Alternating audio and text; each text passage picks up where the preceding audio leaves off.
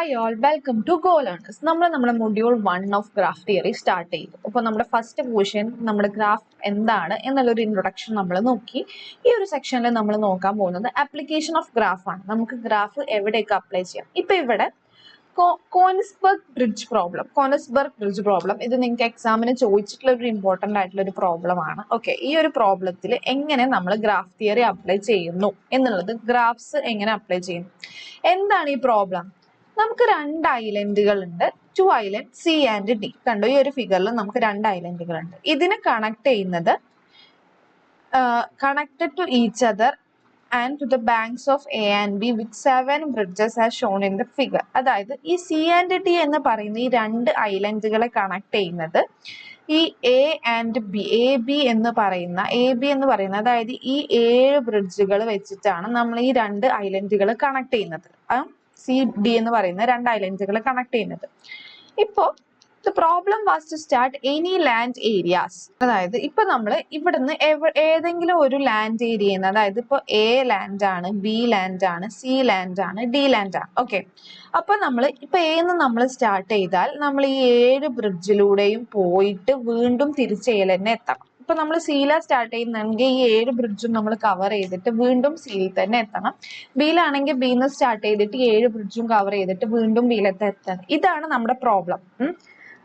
അപ്പൊ ഇങ്ങനെ നമ്മൾ സ്റ്റാർട്ടിംഗ് പോയിന്റിൽ തന്നെ തിരിച്ചെത്തണം, എല്ലാ ബ്രിഡ്ജുകളും കവർ ചെയ്തിട്ട്. അപ്പൊ ഈ ഒരു പ്രോബ്ലത്തിന് നമ്മൾ എങ്ങനെ സൊല്യൂഷൻ കണ്ടുപിടിക്കും, അതാണ് നമ്മുടെ കോനിസ്ബർഗ് ബ്രിഡ്ജ് പ്രോബ്ലം എന്ന് പറഞ്ഞാൽ. കോനിസ്ബർഗ് ബ്രിഡ്ജ് പ്രോബ്ലം എന്ന് പറഞ്ഞാൽ. ഓക്കെ, അപ്പോൾ നമ്മൾ ഇതിനെ നമ്മൾ റെപ്രസെന്റ് ചെയ്യും. സിംപ്ലി നമ്മളൊരു ഗ്രാഫ് വെച്ച് ഇതിനെ ഇവിടെ കാണിക്കും. യൂളർ റെപ്രസെന്റേഷൻ എന്നാണ് ഇതിനെ നമ്മൾ പറയാം. ഓക്കെ, അപ്പോൾ നമ്മൾ ഈ വെർട്ടെക്സസ് represent the land areas and edges represent the bridges. അതായത് നമുക്ക് എ ബി സി ഡി നമ്മൾ പറഞ്ഞു, നമുക്ക് ഇവിടെ എ സി ബി ഡി ഈ ഒരു രീതിയിൽ, അതായത് നമ്മുടെ വെർട്ടെക്സുകൾ നമ്മുടെ ലാൻഡ് ഏരിയാസിനെ റെപ്രസെന്റ് ചെയ്ത് ഇങ്ങനെ വരച്ചു. പിന്നെ അത് കണക്ട് ചെയ്യുന്ന എഡ്ജുകളെ നമ്മൾ എന്താക്കി വരച്ചു, ബ്രിഡ്ജസ് ആക്കിയിട്ട് നമ്മൾ കൺസിഡർ ചെയ്തു. അപ്പൊ നമുക്ക് ഇവിടെ എത്ര എഡ്ജുകൾ ഉണ്ട്. ഇപ്പൊ എയിൽ നിന്ന് നമ്മൾ സിയിലേക്ക് തന്നെ ഒരു എഡ്ജ് ഉണ്ട്, വീണ്ടും ഇവിടെ ഒരു എഡ്ജ് ഉണ്ട്, അതിനെ നമ്മളിവിടെ പാരലൽ എഡ്ജ് ആയിട്ട് കൊടുത്തു. പിന്നെ നമുക്ക് വരുന്നത് സിന്ന് ബിക്കും 2 എണ്ണുണ്ട്, അത് അതുപോലെ കൊടുത്തു. പിന്നെ സിന്ന് ഡിക്ക് ഈ ഒരു ബ്രിഡ്ജാണുള്ളത്, അതുപോലെ ഡയറക്റ്റ് കൊടുത്തു. പിന്നെ എന്ന് ബിക്ക് ഈ ഒരു ബ്രിഡ്ജാണുള്ളത്, അത് ഇവിടെ കൊടുത്തു. പിന്നെ ബിന്ന് സിക്ക് ഈ ഒരു ഇതാണുള്ളത്, അതിങ്ങനെ നമ്മൾ റെപ്രസെന്റ് ചെയ്തു. Euler proved that a solution for this problem does not exist. അതായത് ഈ ഒരു പ്രോബ്ലത്തിന് ഒരു സൊല്യൂഷൻ എക്സിസ്റ്റ് ചെയ്യുന്നില്ല. കാരണം നമ്മൾ ഈ ഒരു ഗ്രാഫ് വെച്ച് വരച്ച് നോക്കിയാലും ഒരാൾക്ക് അറ്റ് എ ടൈം ഈ ഒരു പാലത്തിൽ കൂടെ അല്ലേ പോകാൻ പറ്റുള്ളൂ. 2 പാലം കൂടെ കടന്ന് കവർ ചെയ്ത് ഇങ്ങനെ വന്ന് വീണ്ടും തിരിച്ചെത്താൻ എത്താൻ പറ്റില്ല. ഓക്കെ, അപ്പൊ ഈ ഒരു കൺസെപ്റ്റ് വെച്ചിട്ട് ഇവര് മനസ്സിലാക്കിയത് എന്താണ്, നമുക്ക് ഈ ഒരു പ്രോബ്ലത്തിന് ഇതിന് Euler proved that a solution for this problem exist ചെയ്യുന്നില്ല എന്ന് പറഞ്ഞു. അപ്പൊ ഇതാണ് ഗ്രാഫ് തിയറി വെച്ച് നമ്മൾ കൺസെപ്റ്റ് മനസ്സിലാക്കി. നമ്മൾ ഇങ്ങനത്തെ കാര്യങ്ങൾ നമുക്ക് എന്താ പറയാ, തിയറട്ടിക്കൽ അല്ലാതെ നമുക്ക് എന്താ പറയാ, പ്രാക്ടിക്കൽ ആയിട്ട് ഇങ്ങനെയാണ്, ഇതിങ്ങനെ പോസിബിൾ അല്ല എന്നുള്ളത് നമ്മൾ ഈ യൂളർ തിയറം വെച്ചിട്ട് പ്രൂവ് ചെയ്ത് നമുക്ക് കാണിച്ചു കൊടുക്കാം. ഇതാണ് ഒരു ആപ്ലിക്കേഷൻ. ഇനി അടുത്തതാണ് യൂട്ടിലിറ്റി പ്രോബ്ലം. യൂട്ടിലിറ്റി പ്രോബ്ലം എന്ന് വെച്ചാൽ എന്താ, ഇവിടെ 3 ഹൗസുകൾ ഉണ്ട്, H1, H2, H3. ഇത് 3ഉം കണക്റ്റഡ് ആണ്. അതായത് 3 കണക്ട്, അതായത് വെള്ളം, ഗ്യാസ്, അതുപോലെ തന്നെ ഇലക്ട്രിസിറ്റി, ഇത് 3ഉം എന്ത് ചെയ്യണം, ഈ 3 വീടുകളിലേക്കും എത്തണം. അപ്പോൾ ഇവിടെ ഈ 3 വീടുകളിലേക്കും ഈ കണക്ഷൻ ഇവിടെ ഒരു ക്രോസ് ഓവറും കൂടാതെ നമുക്ക് എത്തിക്കാനായിട്ട് പറ്റും. പോസിബിൾ ആണോ, ഇതിങ്ങനെ അതായത് ഇതിങ്ങനെ കൊണ്ടുവന്നോ അങ്ങനെ കൊണ്ടുവന്നോ നമുക്ക് ഈ കണക്ഷൻ ക്രോസ് ഓവർ ആയിട്ട് എത്തിക്കാൻ പറ്റും. അതായത് ക്രോസ് ഓവർ ഇല്ലാതെ, കൂട്ടിമുട്ടാതെ ഈ ഗ്രാഫ് ഇങ്ങനെ കൂട്ടിമുട്ടാതെ എത്തിക്കാൻ പറ്റുമോ എന്നുള്ളതാണ് യൂട്ടിലിറ്റീസ് പ്രോബ്ലം എന്ന് പറയുന്നത്. ഓക്കെ, ഇതിനെ നമുക്ക് ഏത് രീതിയിൽ റെപ്രസെന്റ് ചെയ്യാം, ഈ ഒരു രീതിയിൽ റെപ്രസെന്റ് ചെയ്യാം. അതായത് നമ്മൾ ഈ ഒരു 5 വീടുകൾ എടുത്തു, വെള്ളവുമായിട്ടുള്ള കണക്ഷൻ നമ്മൾ ഡയറക്റ്റ് വരച്ച് കൊടുത്തു. പിന്നെ നമ്മൾ എന്ത് ചെയ്യും, ബാക്കിയുള്ളത് നമ്മൾ ഈ ഒരു രീതിയിൽ പാരലൽ എഡ്ജുകളായിട്ട് നമ്മൾ എന്ത് കൊടുക്കുകയാണ്, ഇപ്പോൾ ഗ്യാസ് നമ്മൾ ഈ ഒരു രീതിയിൽ റെപ്രസെന്റ് ചെയ്യുകയാണെങ്കിലും എന്താ, ഇവിടെ ക്രോസ് ഓവർ ഇല്ലാതെ നമുക്ക് ഒന്നും സൊല്യൂഷൻ ഇവിടെ പോസിബിൾ അല്ല. അപ്പോൾ ഒരു ഗ്രാഫ് റെപ്രസെന്റേഷൻ ആണ് ഇവിടെ കൊടുത്തത്. ഓക്കെ, അപ്പൊ ഇതാണ് നമ്മുടെ ബേസിക് ആപ്ലിക്കേഷൻ ഓഫ് ഗ്രാഫിൽ നമുക്ക് വരുന്നത്. ഓക്കെ, ഇതാണ് നമ്മുടെ കൺസെപ്റ്റ്. ഇനി നമുക്ക് finite, infinite and bipartite graph നോക്കാം. അതായത് a graph with finite number of vertices and finite number of edges called finite graph. Simple ആയിട്ട് പറയുകയാണെങ്കിൽ ഈ ഒരു ഗ്രാഫ് നിങ്ങൾ നോക്കുക. ഇതിൽ നമുക്ക് എണ്ണാൻ പറ്റുന്ന അത്ര എഡ്ജുകളേ ഉള്ളൂ. എത്ര എഡ്ജ് ഉണ്ട്? എ ഉണ്ട്, സി ഉണ്ട്, ഡി ഉണ്ട്, എഫ് ഉണ്ട്, എച്ച് ഉണ്ട്. അതുപോലെ തന്നെ വെർട്ടെക്സും അതന്നെ 1 2 3 4 4 വെർട്ടെക്സും 1 2 3 4 5 4 വെർട്ടെക്സ് ആണുള്ളത്. എത്ര എഡ്ജുകൾ ഉണ്ട്? 1 2 3 4 6 എഡ്ജസ് ആണുള്ളത്. ഓക്കെ, അപ്പൊ ഇങ്ങനെ നമുക്ക് എണ്ണാൻ പറ്റുന്ന, നമുക്ക് കയ്യിൽ എണ്ണാൻ പറ്റുന്ന ഫൈനൈറ്റ് ആയിട്ടുള്ള വെർട്ടെക്സും എഡ്ജുകളും ഉള്ള ഗ്രാഫിനെയാണ് നമ്മൾ എന്ത് പറയാ, ഫൈനൈറ്റ് ഗ്രാഫ് എന്ന് പറയുന്നത്. നമുക്ക് എണ്ണാൻ പറ്റാത്തതിനെയാണ് നമ്മൾ ഇൻഫൈനൈറ്റ്. ഈ ഒരു ഗ്രാഫ് നോക്കിയാൽ തന്നെ അറിയാം നിങ്ങൾക്ക് ഇവിടെ എത്ര വെർട്ടെക്സ് 1 2 3 4 നമ്പേഴ്സ് ഉണ്ട്. അതുപോലെ തന്നെ എഡ്ജ് ആണെങ്കിലും 1 2 3 4 കുറെ ഉണ്ട്. അപ്പൊ ഇങ്ങനെ എണ്ണാൻ പറ്റാത്തതിനെയാണ് എന്തെന്ന് പറയുന്നത്, ഇൻഫൈനൈറ്റ് ഗ്രാഫ് എന്ന് പറയുന്നത്. ഓക്കെ, സിമ്പിൾ ആയിട്ട് ഇതാണ് ഫൈനൈറ്റ് ആൻഡ് ഇൻഫൈനൈറ്റ് ഗ്രാഫ്. ഈ കൺസെപ്റ്റ് നിങ്ങൾ പഠിച്ചു വെക്കുക, ഈ ഗ്രാഫ് ഓർത്ത് വെക്കുക, ഇത്രയേ ഉള്ളൂ. ഇനി നമ്മൾ ബൈപാർട്ടൈറ്റ് ഗ്രാഫിന്റെ കൺസെപ്റ്റിലേക്ക് വരുമ്പോൾ നമ്മൾ എങ്ങനെയാണ് ബൈപാർട്ടൈറ്റ് ഗ്രാഫ് എന്ന് പറഞ്ഞാൽ വെർട്ടെക്സസിനെ നമുക്ക് 2 ഡിസ്ജോയിന്റ് സെറ്റ് ആക്കിയിട്ട് കാണിക്കാൻ പറ്റും. അതായത് V1 എന്ന് പറയുന്ന ഒരു സെറ്റും V2 എന്ന് പറയുന്ന ഒരു സെറ്റും. പക്ഷേ edges only connecting vertices from V1 to V2 and none within the same set. ഒരേ സെറ്റുമായിട്ട് കണക്ഷൻസ് വരരുത്. അതായത് ഇപ്പോ സിമ്പിൾ ആയിട്ട് പറയുകയാണെങ്കിൽ നമ്മൾ 2 വെർട്ടെക്സ് V1 V2 ഇതിൽ A1 A2 എന്നും കൊടുത്തു, ഇതിൽ B1 B2 എന്നും കൊടുത്തു.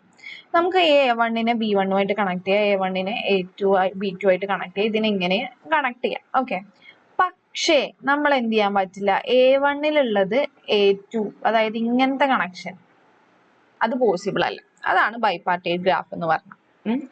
B1 to B2 connections possible അല്ല. സിമ്പിൾ ആയിട്ട് പറഞ്ഞാൽ അത്രേ ഉള്ളൂ. ഇപ്പൊ നിങ്ങൾ ഒരു എക്സാമ്പിൾ എടുക്കുക. യൂണിവേഴ്സിറ്റി എൻറോൾമെന്റ്സ് ആണ് നമ്മൾ കൊടുക്കുന്നത്. ഒരു വെർട്ടെക്സ് സെറ്റ് എന്ന് പറയുമ്പോൾ സ്റ്റുഡൻസ് ആണ്. ആ സ്റ്റുഡൻസിനെ നമ്മൾ S1 S2 S3 എന്ന് വെച്ച് കൊടുത്തു. കോഴ്സുകൾ നമ്മൾ C1 C2 C3 എന്ന് വെച്ച് കൊടുത്തു. ഓക്കെ, അപ്പോൾ connect students to the course they are enrolled. ഏതൊക്കെ കോഴ്സിലാണ് അവർ എൻറോൾ ചെയ്തിട്ടുള്ളത് എന്നുള്ള രീതിയിൽ നമ്മൾ കൊടുക്കുകയാണ്. അപ്പൊ അതായത് S1 എന്ന് പറഞ്ഞാൽ അത് C1 C2 എടുത്തിട്ടുണ്ട്, S2 എന്ന് പറഞ്ഞാൽ C2 C3 എടുത്തിട്ടുണ്ട്, S3 എന്ന് പറഞ്ഞാൽ C1 C3 എടുത്തിട്ടുണ്ട് അല്ലെ. പക്ഷേ ഇതാണ് V1 എന്ന് പറയുന്നത്, ഇതാണ് V2 എന്ന് പറയുന്നത് അല്ലെ. അപ്പൊ ഇത് 2 വെർട്ടെക്സ് സെറ്റുകളാണ്. ഇത് അങ്ങോട്ടും ഇങ്ങോട്ടും കണക്റ്റഡ് ഉള്ളൂ. അതിന്റെ ഉള്ളിലുള്ള, അതായത് S1 S2 ഇങ്ങനെ കണക്റ്റഡ് അല്ല, S2 ഇങ്ങനെ കണക്ഷൻസ് ഇവിടെ നടക്കുന്നില്ല. അപ്പൊ ഈ കണക്ഷൻസ് പോസിബിൾ അല്ല എന്ന് പറയുന്നതാണ് എന്ത്, ബൈപാർട്ടൈറ്റ് ഗ്രാഫ് എന്ന് പറഞ്ഞാൽ. ഓക്കെ, അങ്ങനത്തെ കണക്ഷൻസ് ഇല്ല. അഡ്ജസന്റ് ആയിട്ടുള്ള ഒരു വെർട്ടെക്സിന്റെ ഉള്ളിൽ കണക്ഷൻസ് വരില്ല.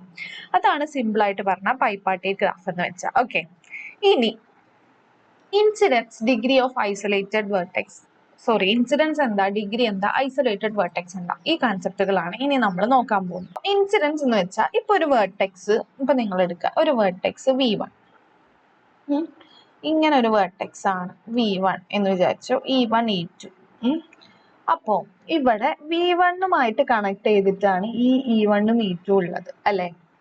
അപ്പൊ നമുക്ക് എന്ത് പറയാം, ഈ E1 E2 incident to V1 എന്ന് പറയാം. ഇതാണ് സിമ്പിൾ കൺസെപ്റ്റ് ഓഫ് ഇൻസിഡൻസ്. അതായത് നമ്മൾ ഒരു വെർട്ടെക്സ് എടുക്കുമ്പോൾ അതുമായിട്ട് കണക്ട് ചെയ്ത് വരുന്ന എല്ലാതും അതിന് ഇൻസിഡന്റ് ആണ്.